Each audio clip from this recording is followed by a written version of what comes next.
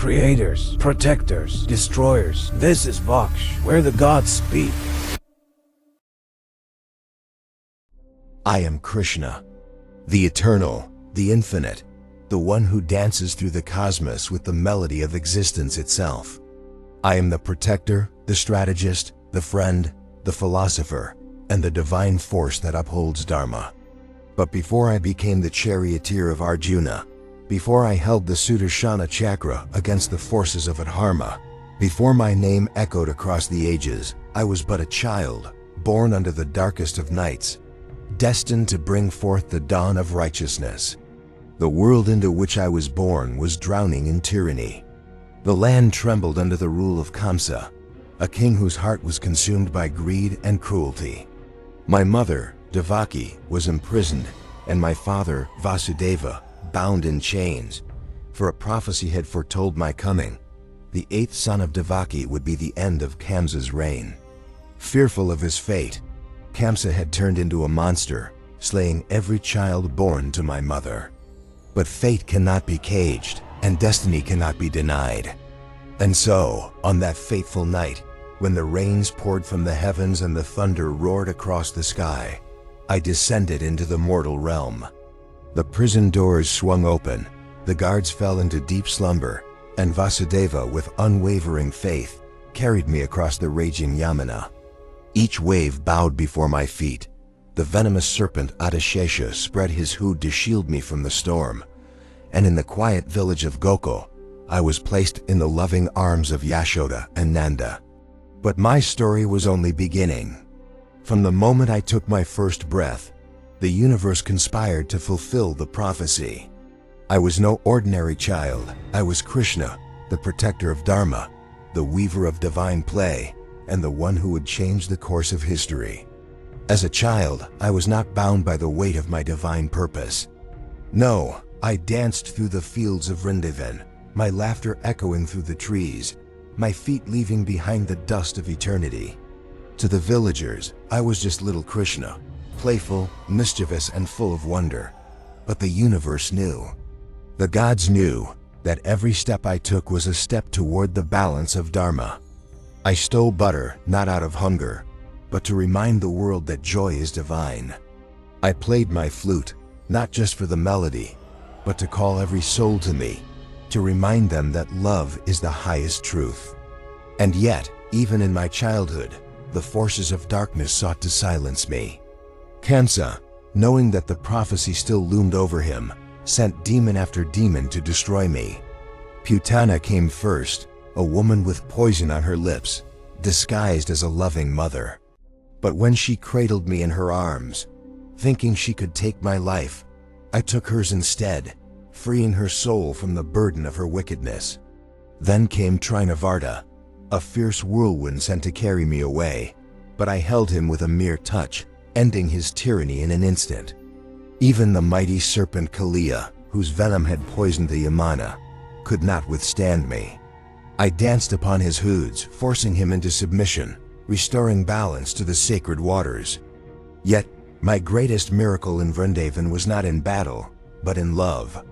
The Gopas, those innocent souls who loved me beyond all else, saw not a god, not a warrior, but simply Krishna. In their eyes, I was not just the protector of Dharma, but the keeper of their hearts. With every note of my flute, I called them to me, and in that divine dance, the Rasa Leela, we became one beyond duty, beyond the illusions of the world. But I could not remain in Vrindavan forever. My purpose awaited me. The weight of Dharma called, and destiny whispered my name. It was time for Krishna, the child of miracles, to become Krishna, the liberator. The time had come. The prophecy that haunted Kamsa's dreams was no longer a whisper in the wind. It was a storm approaching. My childhood days in Vrindavan were behind me. I was no longer just the mischievous cowherd, the playful flute player who stole butter and danced with the Gopas. I was Krishna, the force of Dharma, and my destiny awaited in Mathura. Word reached me that Kamsa had grown restless. Fear had poisoned his heart, and in his paranoia, he tormented the innocent. He invited me and my brother Balarama to the grand wrestling tournament, thinking he could outmaneuver fate. But fate does not bow to fear. Fate does not kneel to the wicked.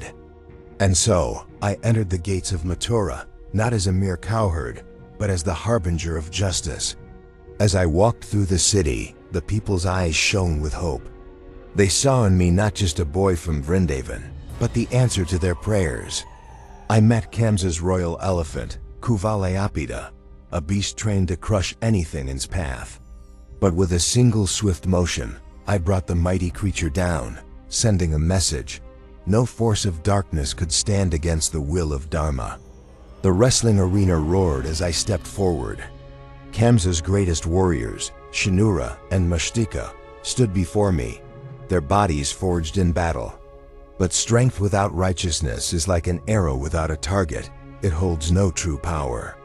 As they charged, I met them with ease, with precision, with the divine force that guided my every move. One by one, they fell, until silence gripped the arena. Then, I turned my gaze to Kamsa. His fear was a shadow that wrapped around him, tightening like a noose. He reached for his sword, but his hands trembled. The tyrant who once ruled with an iron fist now cowered before the very child he sought to destroy. I leaped forward, and with a single strike, his reign ended. The prophecy was fulfilled, and the people of Mathura were free. But my journey was far from over. This was only the beginning. Kamsa was merely a symptom of a deeper imbalance, a darkness that stretched beyond Mathura. And so, I stepped forward, ready for what lay ahead, for the great war of Dharma was yet to come. Kamsa had fallen, but the world was far from peace. Darkness does not die with one tyrant. It shifts, it changes, it finds new faces, new kingdoms to corrupt. And so my journey led me beyond Mathura, beyond Vrindavan, into the heart of a great conflict that would shake the very foundations of Dharma, the Mahabharata. My uncle Jarasandha, the ruler of Magadha, sought revenge for Kamsa's death. He waged war after war against Mathura, sending armies as countless as the waves of the ocean. I fought again and again, but I knew this was a battle with no end. A warrior wins by strength, a strategist wins by wisdom. And so, I chose not to fight, but to outthink my enemy. I led my people away from Mathura, away from endless war, and built a new city, a fortress upon the sea, Dwarka, the city of Krishna, where Dharma could thrive, untouched by the greed of kings. But my path was bound to an even greater destiny. In the kingdom of Hastinapura, the seeds of war were being sown. The Kauravas, led by Duryodhana, and the Pandavas, the rightful heirs, stood on the brink of conflict. I was not here to rule, nor to conquer. I was here to guide, to steer the course of fate toward balance. And so, I chose neither side, for I was beyond sides. I offered my entire Narayana Sena, my mighty army, to one side, and to the other, I offered myself unarmed, as a mere charioteer.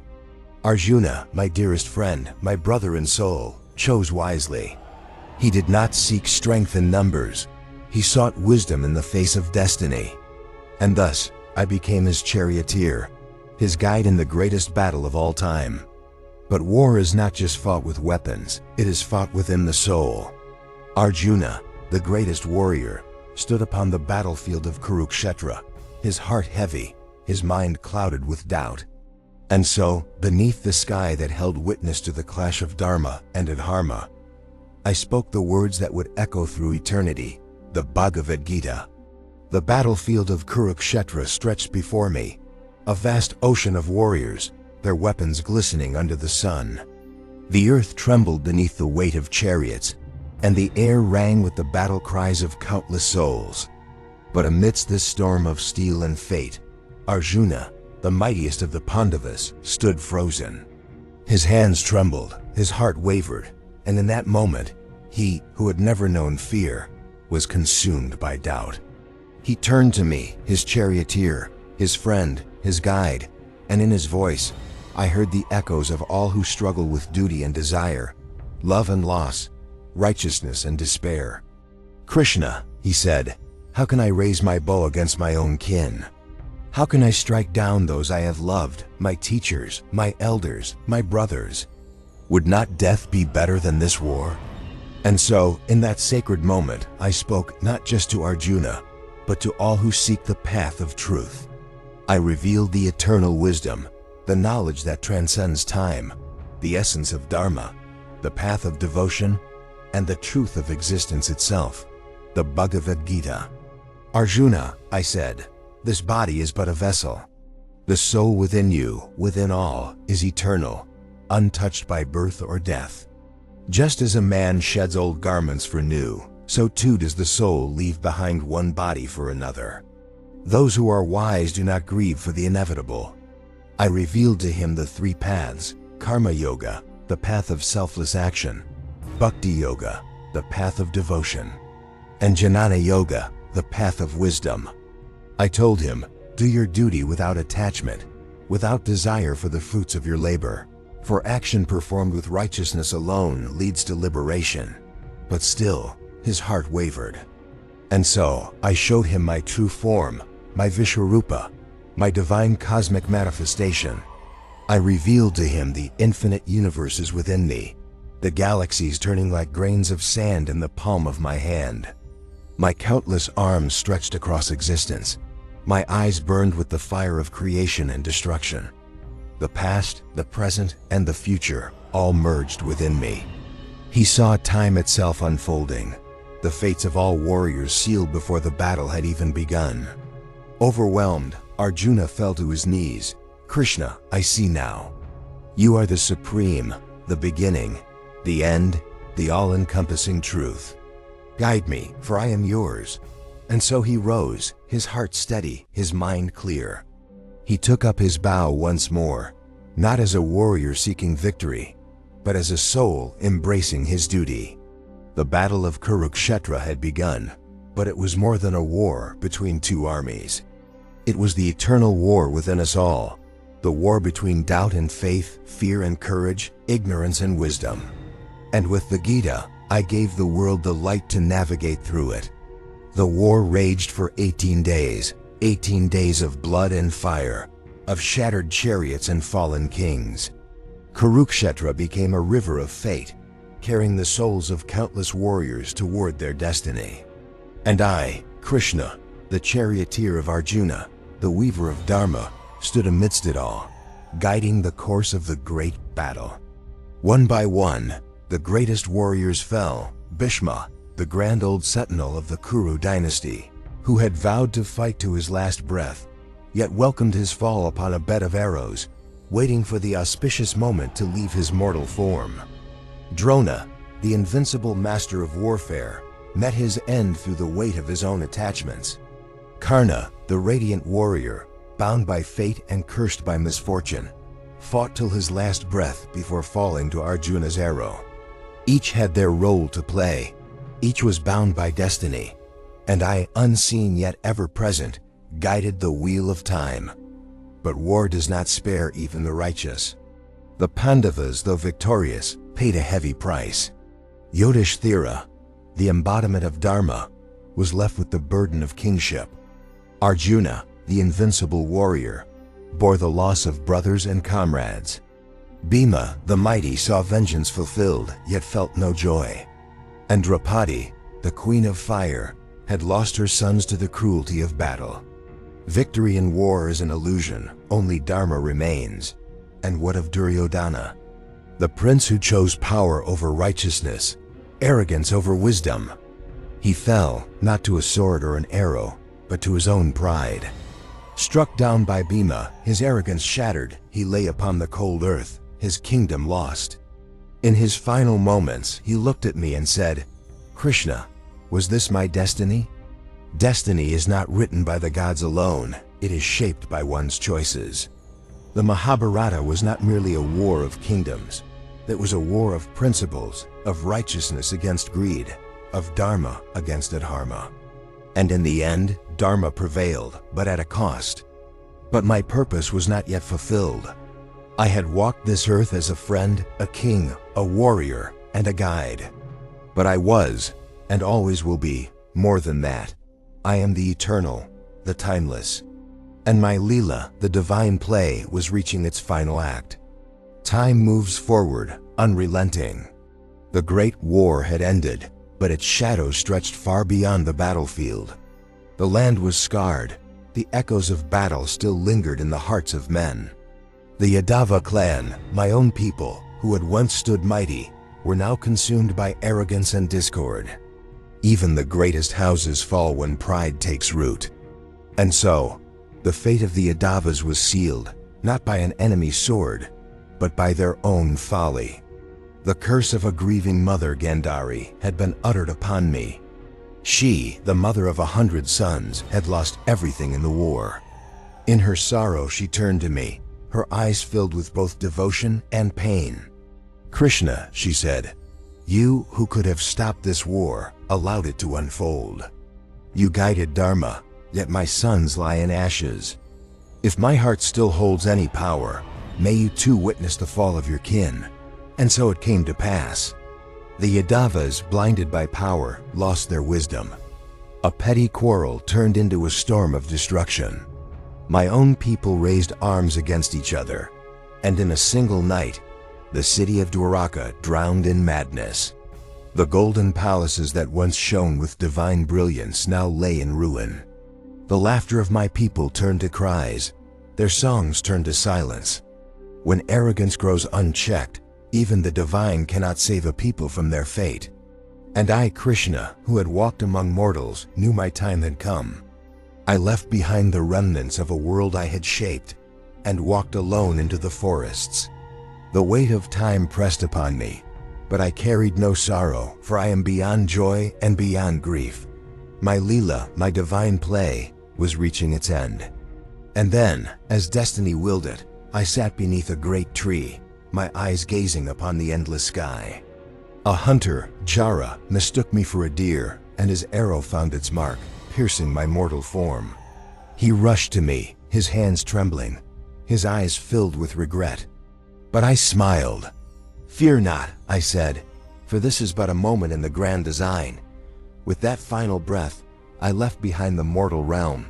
My form faded, but my essence remains eternal. For I am not just a being of flesh, I am the eternal truth, the song of the cosmos, the protector of Dharma.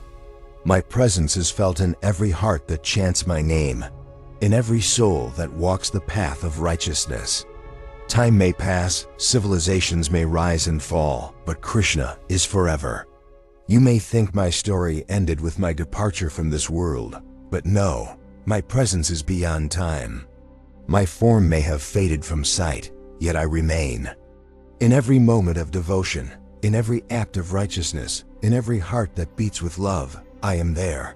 To those who seek me, I am the guide. To those who call upon me with faith, I am the protector. To those who surrender to me, I am the path and the destination.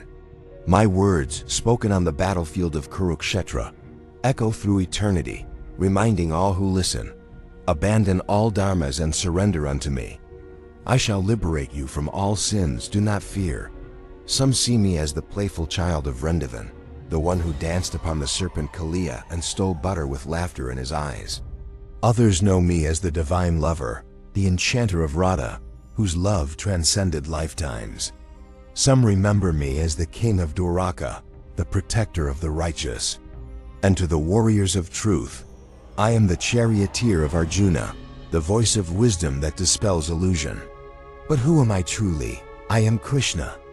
I am Vasudeva, the son of Devaki. I am Govinda, the protector of cows, the caretaker of souls. I am Madhava, the one who delights in divine wisdom. I am Janardana, the one who destroys ignorance. I am Hari, the remover of obstacles. I am Narayan, the infinite cosmic being. I am the flute that sings the melody of life, the guiding light that never fades. Do you think I am merely a story from the past? No, my Leela continues. In the temples where my name is chanted, in the hearts that hold devotion, in the battle between righteousness and falsehood, I am there. Whenever Dharma wavers, whenever darkness rises, I return, in one form or another. For that is my promise, my eternal vow. Know this, Krishna is not just a name. Krishna is the essence of divine love, the light of wisdom, the eternal truth that guides the universe. I am, and will always be, within you. The world may see my past as stories, my actions as myths, my words as verses inscribed in sacred texts. But know this, my existence is beyond history, beyond time, beyond mere stories. I am eternal. I reside in the hearts of those who seek the path of truth, of those who surrender to the divine will. I am neither born, nor do I die. I manifest, I withdraw, and I return when Dharma calls upon me. Even now, in the chants of Hare Krishna, I dance on the tongues of my devotees. In the rhythm of the mridangam, in the fragrance of the temple incense, in the deep silence of meditation, I am present. In the moments of despair, when you think all is lost, I whisper, "Do not fear, I am here." In the moments of joy, when your heart is full, I sing, "Rejoice, for I am with you." Do not seek me in temples alone, for I am within you. Do not look for me only in scriptures, for I am in every breath of existence.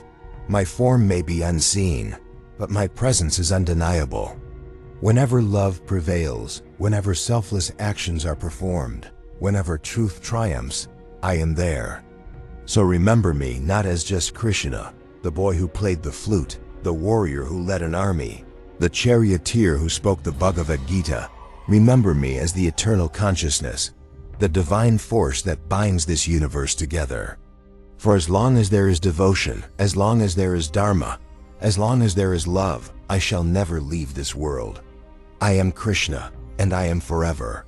If you have walked with me through this journey, if you have listened with your heart, then you now understand. I am not bound by time, by stories, by mortal perception. I am beyond what the eyes see, beyond what the ears hear. I am the sound of the flute that calls every soul back to its divine origin. I am the eternal melody that plays in the cosmos, guiding all toward truth. The lessons I gave on the battlefield of Kurukshetra were not just for Arjuna, they were for all who seek wisdom. The path of righteousness, the surrender to the divine, the freedom from illusion. These are not teachings of the past, but truths that will guide the future of all existence. To those who call upon me with love, I am there. To those who seek me with devotion, I reveal myself. To those who walk the path of Dharma, I walk with them. My Leela has no end, my presence has no limit, my love knows no boundary. I am Krishna, and I reside in the heart of all beings. Remember this, whenever the world is lost in darkness, whenever Dharma trembles, whenever faith is tested, I shall return. For that is my promise, that is my vow, that is my eternal truth.